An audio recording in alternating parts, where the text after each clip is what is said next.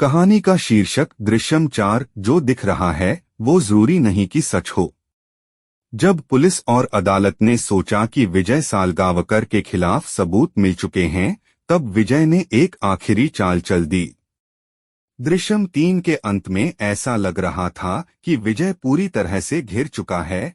चेतक ने विजय की हर चाल को तोड़ दिया था और सैम की हत्या के पुख्ता सबूत पुलिस के पास थे। लेकिन विजय का खेल इतना आसान नहीं था। वह हमेशा एक कदम आगे था और उसने अपनी अंतिम चाल ऐसी बिछाई थी कि पुलिस, अदालत और यहाँ तक कि चेतक भी उसके जाल में फंस गए थे। अब कोर्ट की सख्त चेतावनी के बाद पुलिस और चेतक के पास सिर्फ 7 दिन बचे थे। अगर वे विजय को दोषी साबित नहीं कर पाए तो केस हमेशा के लिए बंद हो जाएगा और विजय बिना किसी दोष के बच जाएं।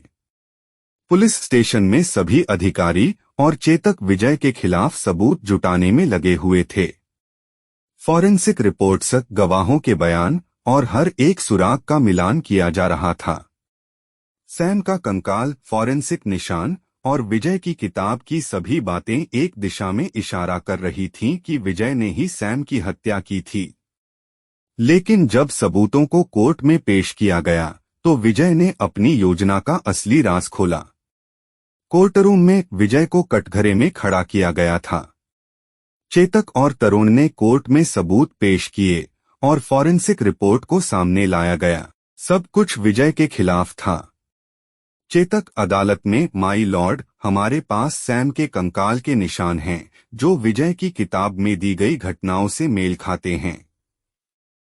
सैम की मौत का असली कारण यही है और विजय ने जानबूझकर उसे एक दुर्घटना की तरह पेश किया। कोर्ट में सन्नाटा छा गया था। विजय एक कोने में खामोश खड़ा था। तभी उसकी वकील ने आगे आकर कहा, विजय की वकील, माई लॉर्ड, हमारे पास ऐसा कोई सबूत नहीं है जो साबित कर सके कि विजय ने हत्या की है। दरअसल आपके सामने पेश किए गए सबूत फॉरेंसिक तौर पर विश्वसनीय नहीं हैं। कोर्ट में सबकी निगाहें विजय की ओर मुड़ी। वकील ने एक नई फॉरेंसिक रिपोर्ट पेश की जिसमें कहा गया कि सैम का कंकाल किसी और का है। यह रिपोर्ट पुलिस की रिपोर्ट से बिल्कुल अलग थी और इसे एक उच्च स्तर के निजी फॉरेंसिक विशेषज्ञ से तैयार करवाया गया था। जज गंभीरता से, तो आप कह रहे हैं कि पुलिस की रिपोर्ट गलत है? विजय की वकील, जी माई लॉर्ड, यह रिपोर्ट विकृत है।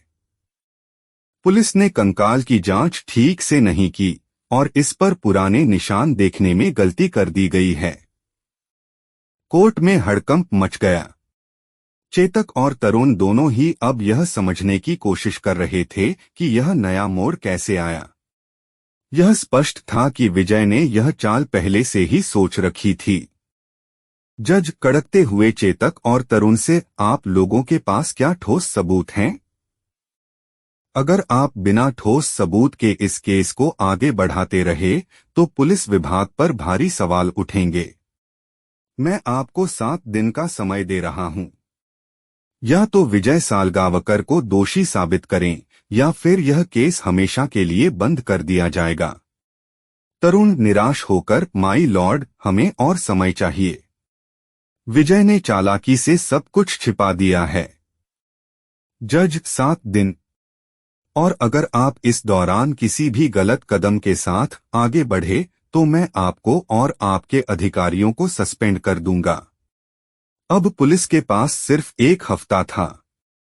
चेतक और तरुण पर भारी दबाव था और विजय की चालें और भी जटिल होती जा रही थीं। चेतक और तरुण पुलिस स्टेशन में बैठे थे। दोनों तनाव में थे। कोर्ट की सख्त चेतावनी ने उन पर भारी दबाव डाल दिया था। अगर वे इस बार गलती करते तो न केवल केस खत्म हो जाता बल्कि उनके करियर पर भी संकट आ सकता था। तरुण चेतक से, अब क्या करेंगे चेतक? हमारे पास ज्यादा समय नहीं है और विजय ने तो सारी चालें पहले से सोच रखी हैं। उसकी दूसरी फॉरेंसिक रिपोर्ट ने हमारे सारे सबूत को फर्जी साबित कर दिया। चेतक चुपचाप बैठा सोच रहा था। विजय की चाल उसे हर बार मात दे रही थी।